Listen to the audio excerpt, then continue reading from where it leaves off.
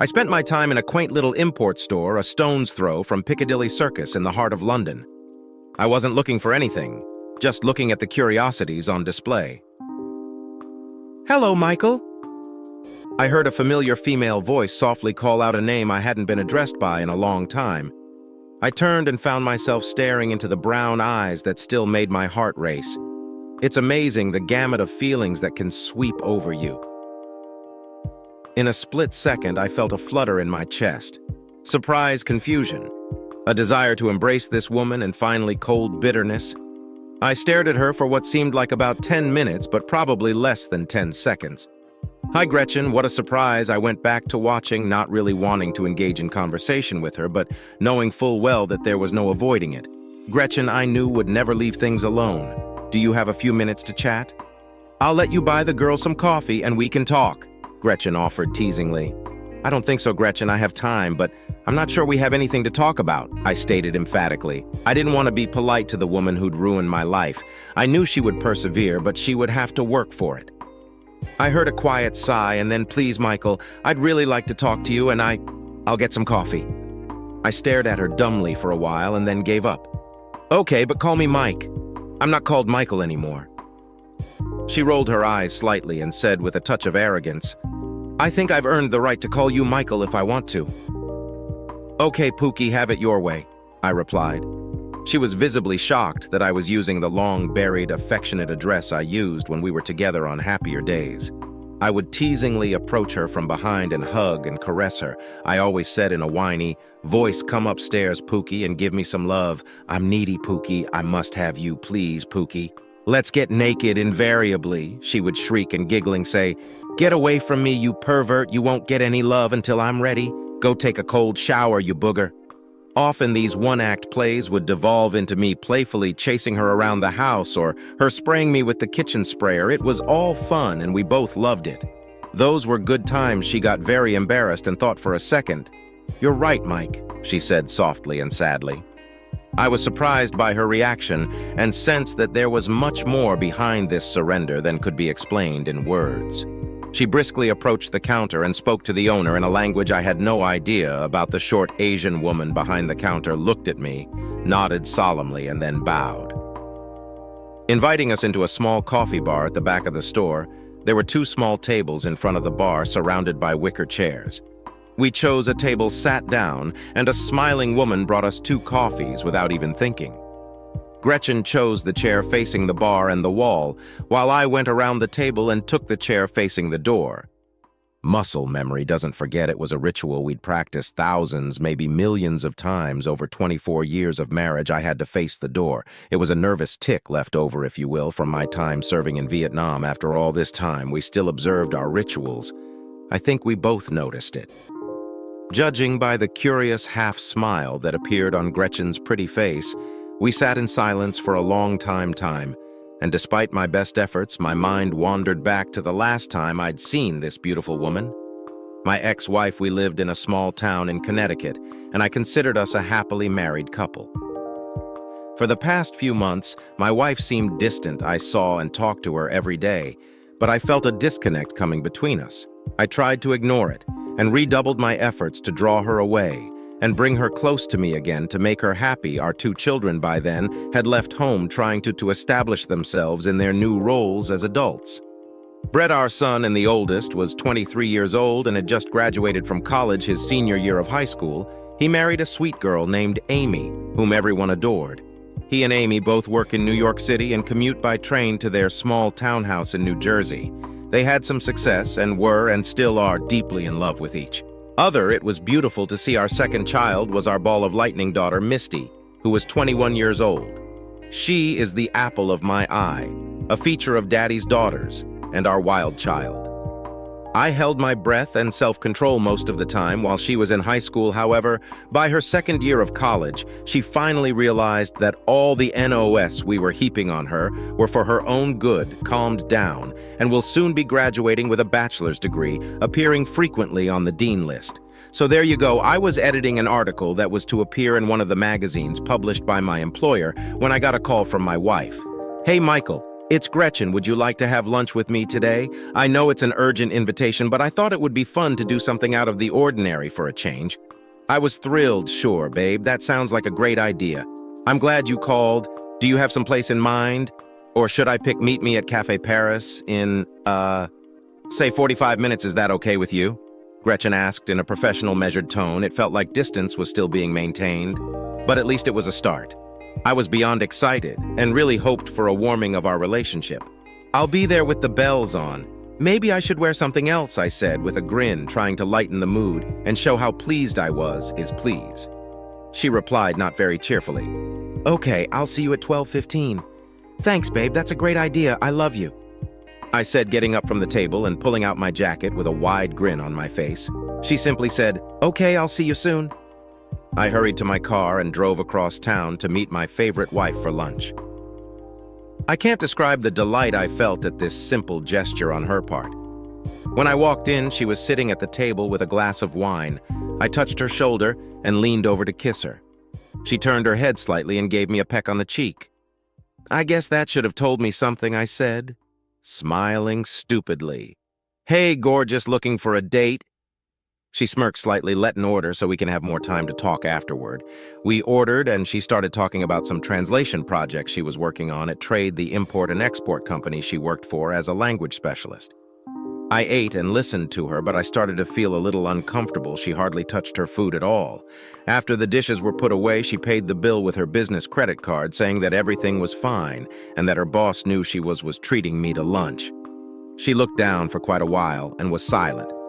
I was about to ask what was wrong when she, looking me straight in the eye, said, Michael, you can't just say it like that.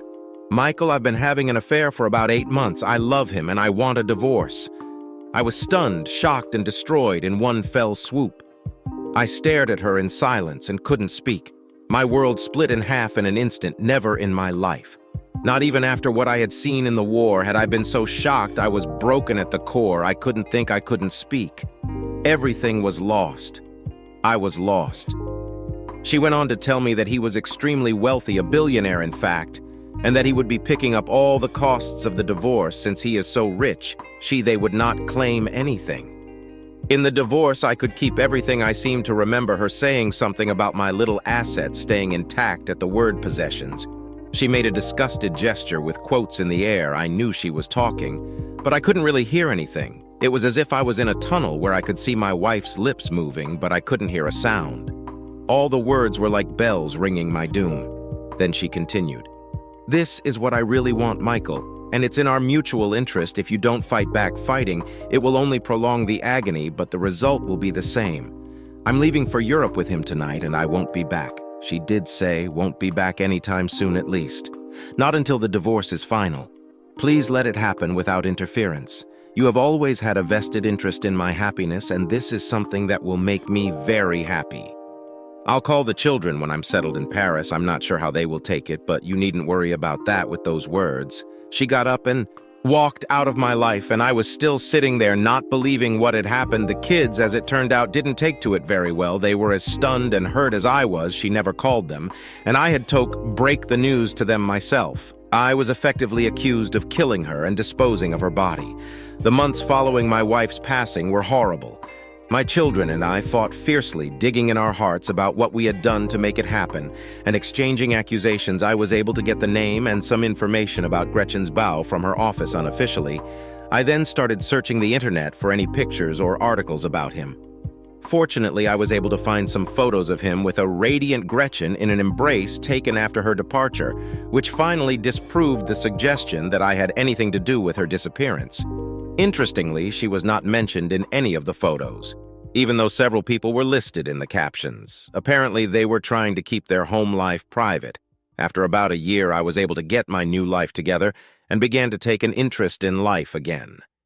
During this time, I became friends with a few select, disgruntled employees of Gretchen's former employee, La. I found out that senior executives not only knew about Gretchen's affair, but also provided cover for her. It seems that some of her Bose companies provided a lot of work and products for Trade, so they thought it was in their best interest to make him happy. They even sent out memos to some employees advising them to keep things quiet and ignore what was going on. Gretchen's scheming took place on company time. Can you say lawsuit? Yes, I sued them. Now I'm living quite comfortably off them. I don't get my pound of flesh from Gretchen or her beau note. Part of our divorce agreement was that I would never reveal the identity of her beau, blah, blah, blah, but I don't mind making the guilty party feel my pain. It's been 3+ years since our last lunch, and I found myself sitting at a communal table across from my favorite ex-wife. She still looked very beautiful. The best clothes, hair, and makeup that money could buy, but she had a tired, sad look.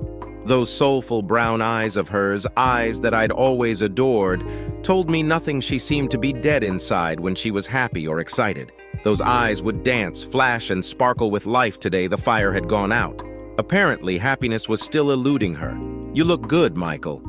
Mike probably lost weight and got a little more muscular. She started the conversation. Thank you. I said simply this was her show. She wanted it and she could pull it off.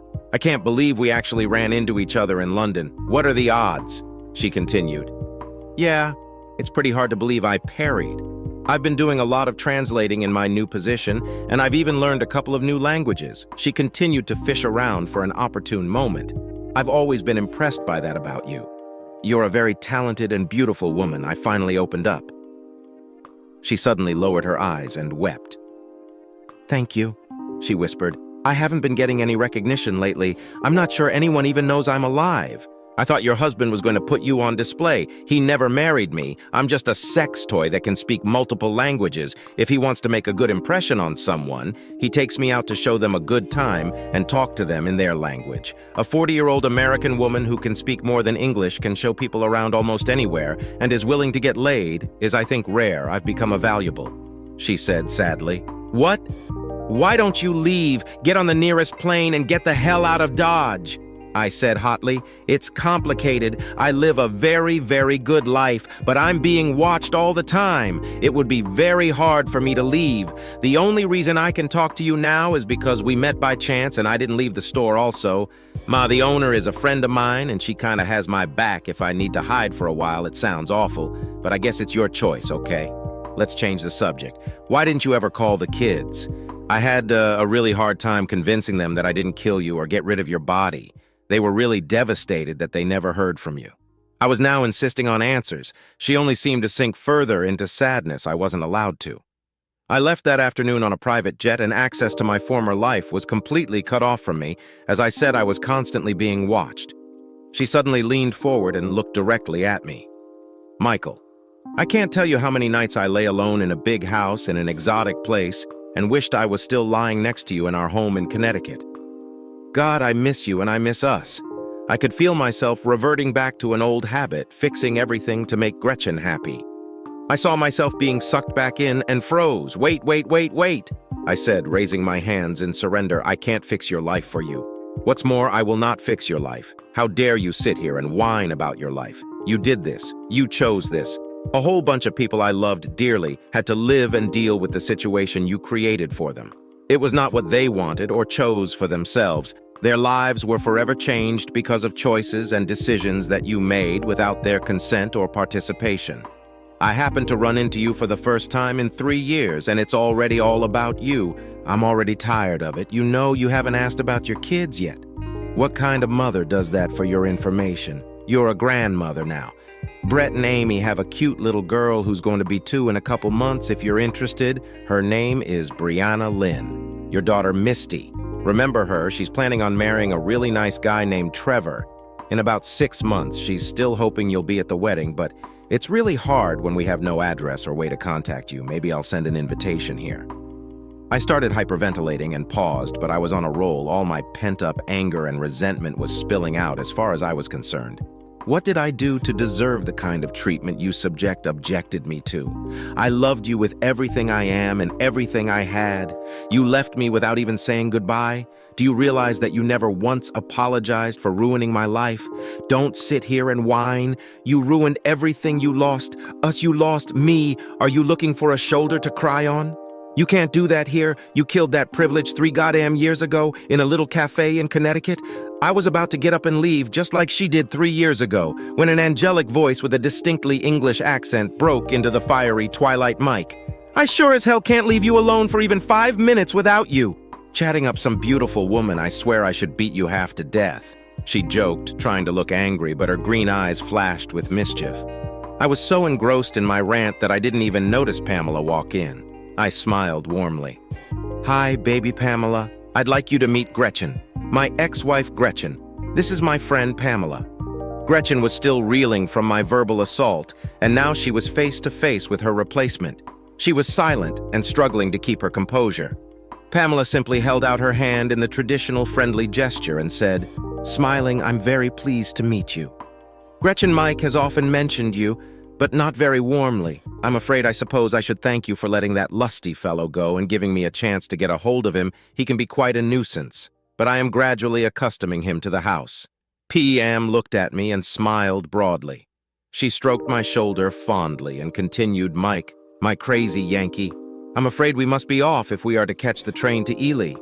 I'm sorry to interrupt you, but I'm worried about the time I patted her leg. Don't worry, my sweetie. I'm just finishing up. Then I turned to the still struggling Gretchen and said, we have to run, but thanks for the coffee and for your time. I'll tell the kids you say hi for me and tell them you said you love them, even though that's a bit of a lie.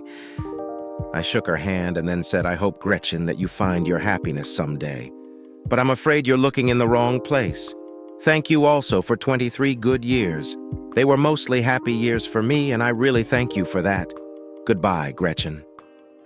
Gretchen continued to sit with the same shocked look as I had 3 long years ago. Pamela and I stepped out into the bustling life of London to meet the appointed train. She never asked about the reunion, but I think she heard enough to know that it was not a joyous reunion. For the first time in a long time, I felt free. Yes, I felt free and even a little happy. My name is Howard Trarth. I am in the midst of the biggest transformation of my life. I avoided marriage until I had established myself in my career, Lilith. My first and only wife was born a month after me earlier this year. We both celebrated our 50th anniversary. We had nothing to protect when we got married, so there are no prenuptial agreements. Lilith and I have lived in this house for 21 years. We moved here a year after we got married, and then brought our firstborn son here. 2 months after we got settled, our second child joined us. 2 years later, the kids are now in college.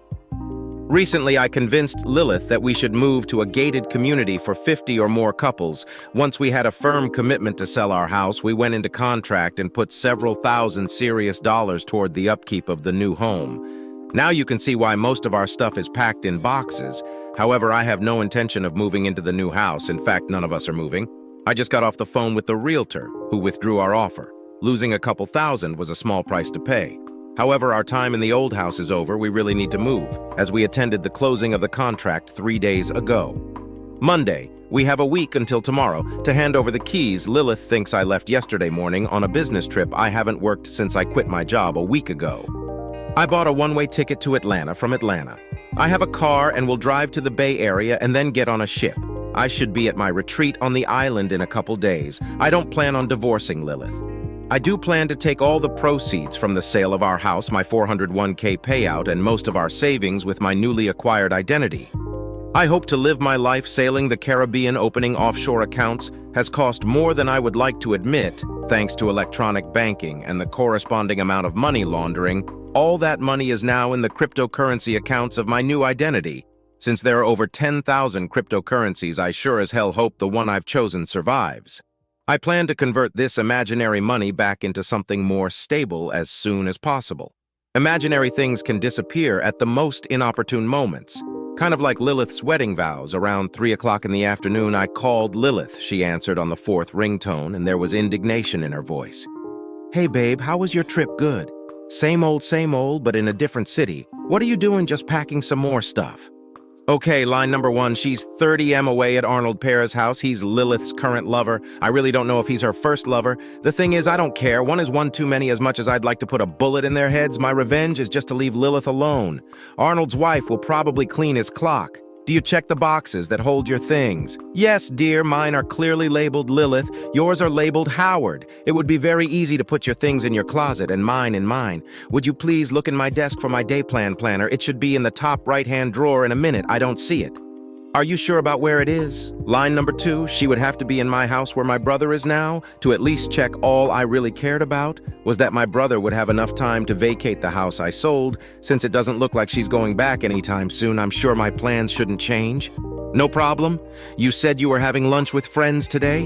Where did you go? Do I know any of them? We went to a diner near my office off just some ladies I work with. What are you going to do for dinner? Line number 3, my investigator says she arrived at Arnold's this morning at 9 a.m. and hasn't left yet. I'll probably just order a steak to the room the company's paying for it. What else are you doing today besides getting urine ass handed to you? Just another load of laundry and packing up the leftovers? I hear the dryer worrying. I gotta go, call me later. I love you. I'll be in touch. I guess once you start lying, it gets easier. There was nothing about that. Woman I could trust. 2 rental trucks were parked outside my old house and 4 guys were loading stuff as fast as they could. The truck with my stuff was heading toward the storage unit my brother had rented this morning. The other truck was making its 4th trip to the consignment store. Both trucks had to be back at the rental place by 5 p.m. by the time I hung up the phone with Lilith. My old house was probably empty.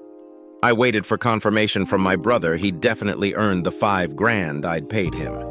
The overnight package addressed to my lawyer was ready to go. I signed all the legal documents and was sending them the house keys and the garage door opener. Lilith will also have to turn in her keys and opener. My attorney would be contacting her soon. I did not call Lilith again when I tried to talk to Arnold's wife and tell her about the investigator's report. She hung up on me.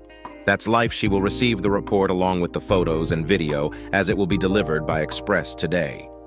Then there were the 16 packages I mailed Lilith's parents. Her friends, her employer, her siblings, and heck, our kids got the same package. I put notes in the packages to the kids notifying them that I was disappointed in them disappearing and didn't know if I'd ever get back in touch with them, and the package I felt best mailed to Lilith allowed me to spill out other than stirring in the pot. I'm not sure what I expected to accomplish. Still, it felt good, Lilith, by now. You've probably realized that your depraved actions have resulted in the loss of your marriage. I took all the money that was readily available. I also took what I wanted from the house. The rest of our belongings were taken to a consignment store to be sold. My attorney has the details. You can claim the proceeds don't bother looking for your jewelry. That gold gave me a decent amount of money. Your aunt's rings brought the most. My engagement ring didn't bring in much, but that's life. That diamond earring you got from Arnold wasn't really worth much. Just like your wedding vows. The house is vacant now, and I withdrew our offer on the new house. It was just a ploy to get all the proceeds for our house. Thank you for playing along. I don't plan on divorcing you. You can spend your money on it. If and when you save up, I plan to replace you as soon as possible, but that's none of your business. I've made it clear to the kids that I'm disappearing since both were aware of your affair OV and remains silent. I decided to disown them. I let them know that there really isn't much of a market for old white prostitutes, so good luck with whatever career you pursue. If your parents hadn't put all their money into that retirement village, they might have been able to help you out.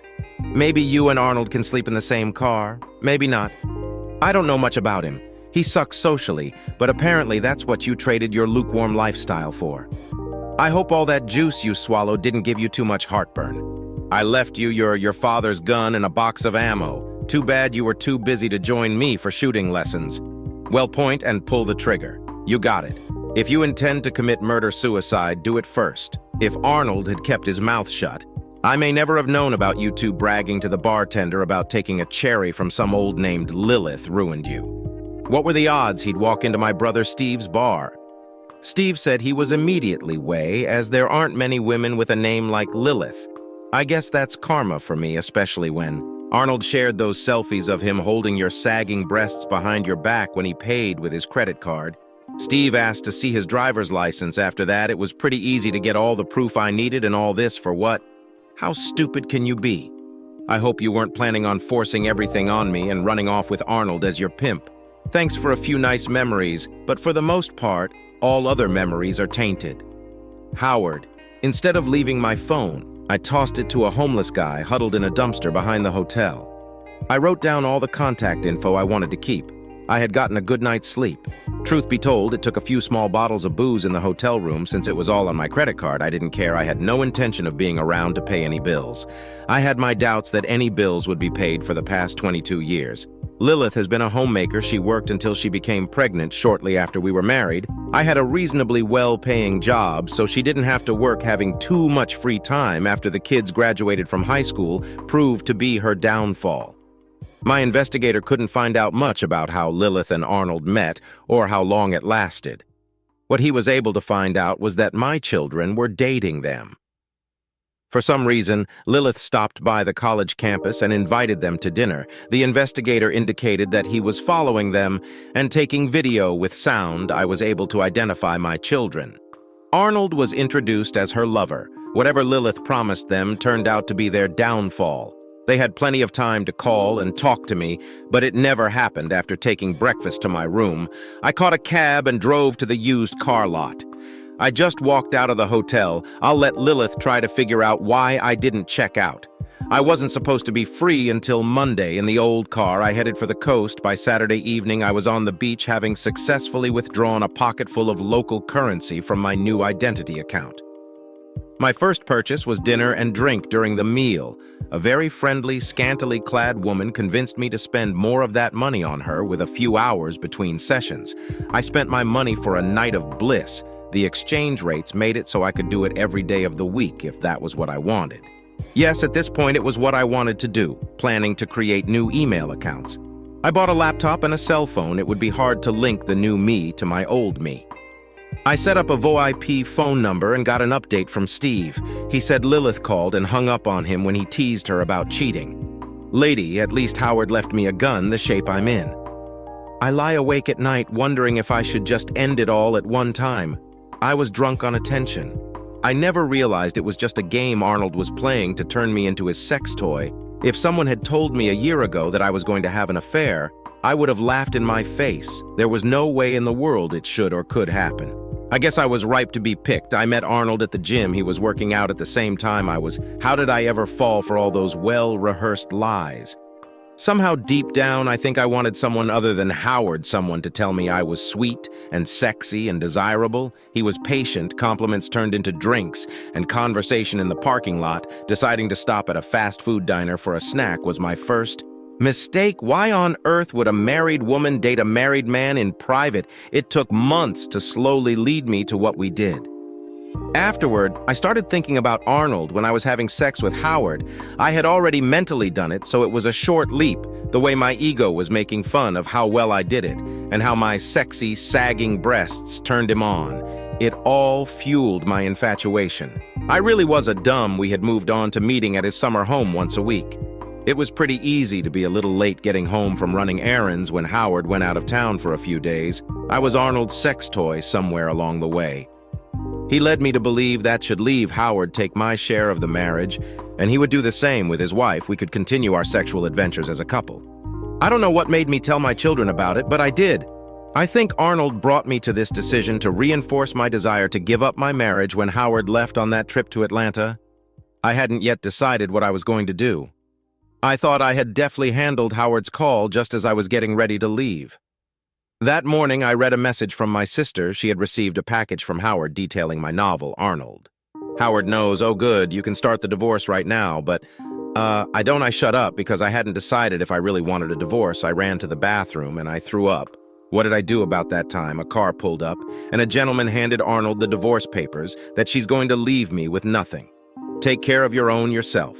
I'm out of here. And with those words, Arnold left. After barely making it home, I found our house completely empty. I threw up in my bathroom too as I leaned over the toilet. Someone rang our doorbell. There was an overnight bag lying by the door. I feared the worst. Howard's letter crushed me. I called my children and told them about the nightmare my life had become. They got the packages too. They had video proof of what _ I had become to Arnold. They were shocked to realize that Howard wanted nothing more to do with them. I think they were hoping for an opportunity to explain their reasons to him. I realized my guilt after buying some fast food. I headed to the consignment store. My credit cards were still working, which surprised me. Some of my stuff was already sold out, and the jerk there said if I wanted I'd have to pay a cancellation fee. It was cheaper to repurchase only what I wanted. That fast food was no longer digestible when I called Howard's cell phone.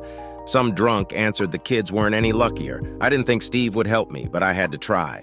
He laughed when I started asking questions. I'll tell you what, Lilith. I'll pay you $1.50 a night to be a topless waitress. You'll need one of those bras that lift up those baggy things you call breasts. What do you say to that? Well, don't say I didn't try to help you. I hung up. It was the longest weekend of my life. I slept on the floor and then tried to figure out what else I should buy at the thrift store. The only pair of shoes I had were the ones I wore home that day. My makeup was gone. I went to a discount store and bought bathroom essentials. I tried to talk to my friends and family, but Howard sent them a video. Not a soul wanted anything to do with me. The call from Howard's attorney was disturbing. The locks would be changed on Friday, whether I was there or not. Apparently, I could be charged with trespassing if the home buyers wanted me to. Thursday night, I loaded my worldly belongings into the car and spent the night in cheap motel. The snot-nosed kid acted like I was a pulling tricks. I became homeless. I knew we had bank and brokerage accounts, but after reading Howard's note, I didn't expect to find any money. It took a long time at each institution to convince them that I was entitled to have access to the accounts. I couldn't rent a cheap apartment with what Howard had left me. Fortunately, he hadn't canceled our credit cards. If I watched my spending, I could live on those credit cards for a year or until they were revoked. My calls trying to find a divorce attorney only added to my pain. I didn't have enough money to hire an attorney. None of them were willing to take the case on an unsecured basis when Arnold called and told me he had no place to stay. I laughed at him. He suggested that we get together to have some sex. I told him where I was staying, leaving the door. I got in and waited in my car. I left Arnold a note asking him to strip naked a few minutes after he entered the room. I returned and opened the door to see a naked Arnold staring at me. I remember Howard texted me point and pulled the trigger. I fired once, and the bullet hit him almost perfectly between the eyes, though I thought I was aiming for his heart. I flushed the note down the toilet and waited for the police. The officer I spoke to looked skeptical when I told him that when I returned, I found a naked man in my room, and before I knew who it was, had shot him in self-defense. They confiscated the gun and escorted me to headquarters. I was allowed to leave, but 2 days later I was arrested for first-degree murder. I forgot there was a recording of that phone call, and they believe I ambushed Arnold. My court-appointed attorney can best be described as a goat with green ears. I didn't hold out much hope of being found innocent. At least my money and housing problems were put on hold. Hey, Steve, it's Howard. What's up? You better sit down. Howard, Lilith shot Arnold and then tried to kill herself. She's in a mental hospital. It was unreal listening to Steve describe Lilith's ordeal. I'll talk to you later. Steve, my head is spinning. My attorney said he will investigate, and I have to wait for his analysis. Will I have anything to fear if I go home? How do I get my money back into the country?